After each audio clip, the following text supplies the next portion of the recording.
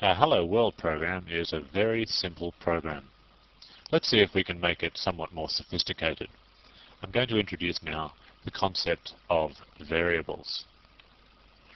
Watch as I add some lines of code to our Hello World program.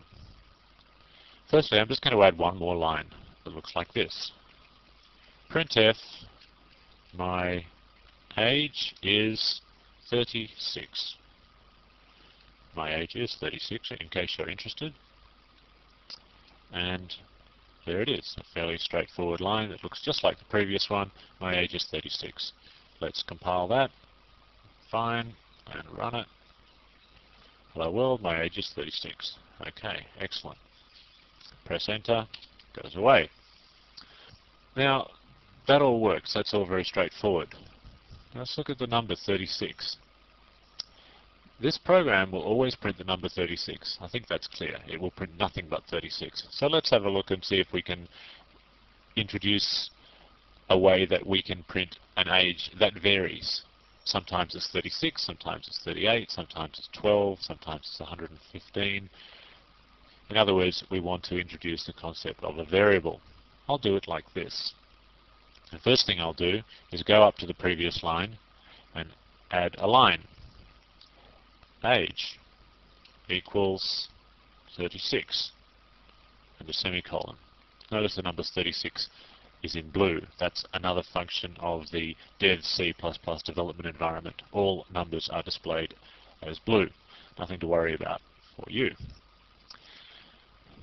So now we need to go and adjust this line, the printf line, such that it says something besides my age is 36. We want it to somehow go and get the age from here. I will tell you what this is in a minute. For now, I just want to get the program working. My age is... Now what I really want to say is somehow get it from the thing called age. And how do I do that? We've got a thing called age on the previous line.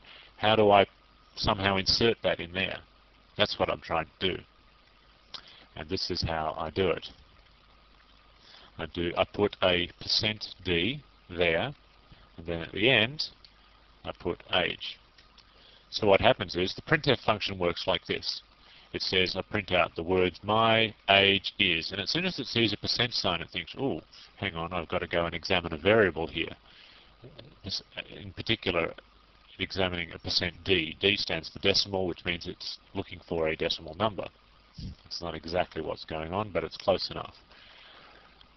Anyway, the decimal number that it goes to examine is this one over here called age, which has been set on the previous line to 36. So let's see if that works. I know that this is not going to work because I've deliberately omitted something, but let's see what happens anyway. Compile the project. 3 errors. Okay, let's have a look at those errors. Age undeclared.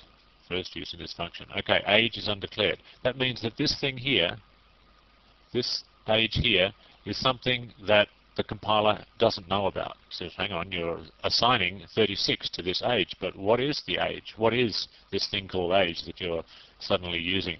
You haven't invented it anywhere. You must invent something before you can use it. The common word for inventing is declaring.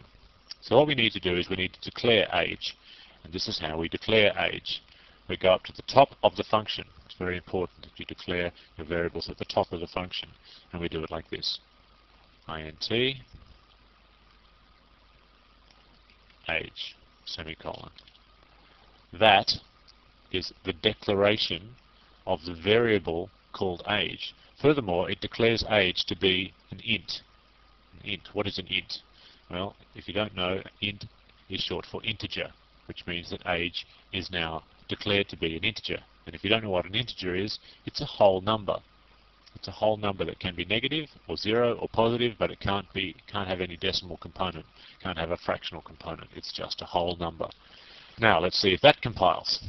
Total errors 0. Excellent. Let's see if it runs. My age is 36. Now that doesn't look any different to how it was running before, but you'll notice that this time it's reading the age from the variable called age. So we've had our first examination of the use of variables. Now, for the people that absolutely have no idea what a variable is, who've never done programming before, here's a little conceptual overview of a variable. It's difficult to describe a variable. Technically, I guess they're small named pieces of memory that can be assigned values.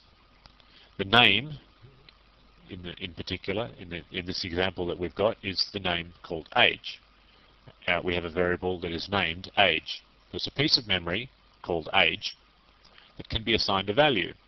And the value that we assigned this one is 36.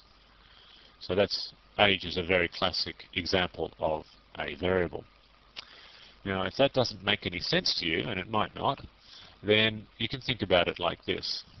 Oh, yes, of course, I should add these values can change. Once you've assigned the value 36 to age, you can then go and assign some other value to age if you choose to.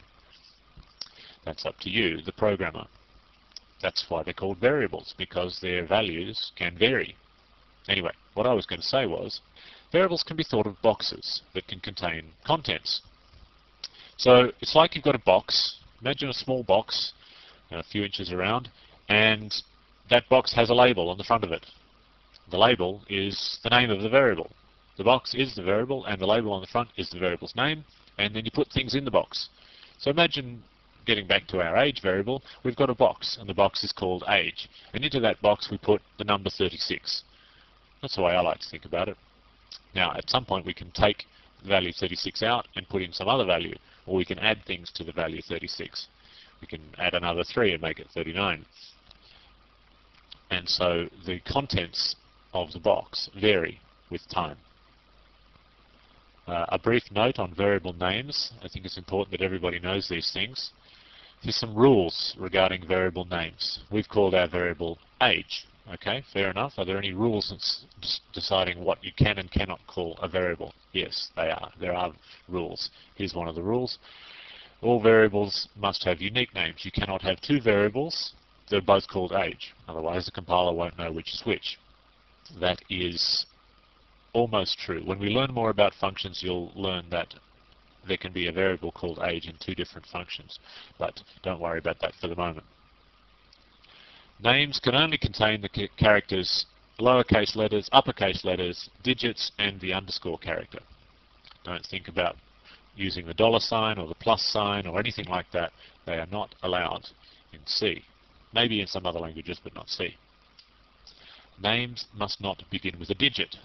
It means obviously that they can begin with anything else, but can't begin with a digit. Let's see what would happen if we tried to use a invalid name. For example, with our age variable, let's change the name of it to be called the 36 age. The 36 age. The 36 age. And let's see what happens if we try and compile that. Well, 23 errors. I'm sure there's not quite that many errors, but clearly it's not working. Non-digits in number and not hexadecimal. We've completely confused the compiler, and that's understandable. I wouldn't expect the compiler to know what's going on here. So let's just undo that and put it back the way it was. So clearly, variable names cannot begin with a digit. Let's see what happens if we can actually put any old digits somewhere else in the name of the variable. Age 36 is now the name of the variable. Age 36. 0 errors.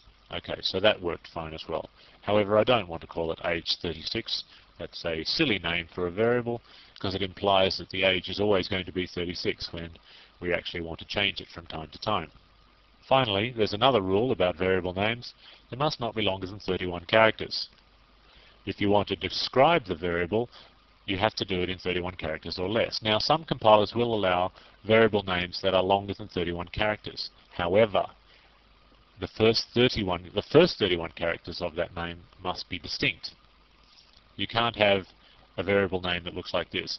An extremely very long variable name 1 and an extremely very long variable name 2, and if the 1 and the 2 are beyond the 31 character point, then those two variables will be considered to be the same variable, which is certainly not what you want. Anyway, just don't even go down that road. Don't create variables that are that long. And a few more notes on the use of variables. We have discovered the int variable, the integer. There are actually many different types of variables, and we'll discover those in the next chapter. Just for now, be familiar with the term int. It's an important rule, a very important rule, that variables must be set before they can be read. That means you must put something into the box before you can try and find out what's in the box. This is commonly known as initialization. We have initialized the variable age to be 36. That is setting the variable. We have set the variable to 36. And then later, in the printf statement, we have a look at what's in the box and find that it's 36, so we print out 36. Clearly, you must put something into the box before you can find out what's in the box, but you'd be surprised as to how many programmers get this wrong so often, including me. Every programmer in the world is guilty of this. It is one of the most common bugs in computer programming. And that is forgetting to initialize your variable before you try and have a look what's in the variable. You might think, oh, well, that's obvious, I'd never try and do that. I promise you, you will. If you ever try and develop a proper C program, you will do this over and over and over again. And you will never learn. You'll still do it. You'll do it less, but you'll still do it. All I can do is warn you that you're going to do it. Let's look at what happens if you don't initialize a variable. Okay, here is the line that initializes the variable. Age equals 36. It's right here. So what happens if we delete that line? Okay, delete. Now we'll try and run the program without the variable age being initialized. Let's try and do that. Compile. Well, it still compiles without any errors. So you might think you haven't made any errors, but I promise you, you have, or rather, I have. Run the project. My age is 575. Now, why 575? Why not 0 or 36 or something else? Well, the answer is any variable that is not explicitly initialized will contain some random number. It's not like a random number generator. You recall that a variable is just a piece of memory. So when you set aside a piece of memory and give it a name, that memory will already have something in it, whether you think you've put something in there or not. The memory always has something in it. This piece of memory, age, happened to have the number 575 in it. Okay, fine. That's just the number that happened to be there. So I guess the term is not really, it's a random number, more like it's a number that you can't possibly know what it was. It could be anything, so we just call it a random number. Anyway, it's quite clear that you can see there is a danger in not initializing numbers. If it's just for the purpose of printing out the number, then, well, nothing particularly bad happens, but some variables are much more crucial to the correct running of the program than the variable that we just created, the age variable. And if a random number is inserted into that variable, then the program could quite easily crash. Anyway, that's enough on initializing variables. I'll put that line of code back into the program. Okay, age is 36, and we'll move on. The next rule of variable use is that variables are assigned values by use of the equals sign. Let's have a look at that. Okay, here is the equals sign, right here. And so we are putting the value into the box by use of the equals sign. We can do that again. Let's do some copying and pasting. And I'll prove to you that variables can actually vary. I'll copy those two lines, and I'll paste them here. This time I'll make my age 37, and we'll run that. So we should get 3 lines of output, an age of 36 followed by an age of 37. Let's see if that works. Compiled OK, no errors, and running. My age is 36, my age is 37. Okay, excellent. Let's summarize what we know about variable declarations. Variables must be declared before they can be used. We've already seen that. We remember that we tried to compile the Hello World program before we had put the line at the top of the program saying int age, and it just didn't compile. So that rule is pretty obvious, and the compiler will pick you up if you don't do it. Also, you must declare variables at the top of a function. This means that you cannot arbitrarily declare a variable just before you're going to use it halfway down a function, you'll get a compiler error if you do. So just remember, if you get that error, to go and put the declaration back at the top of the function where it belongs. It's quite simple. Finally, let's just summarize how to declare a variable. You specify the type name, in this case integer, int, followed by the variable name, in this case age, followed by a semicolon. That concludes our discussion about variables.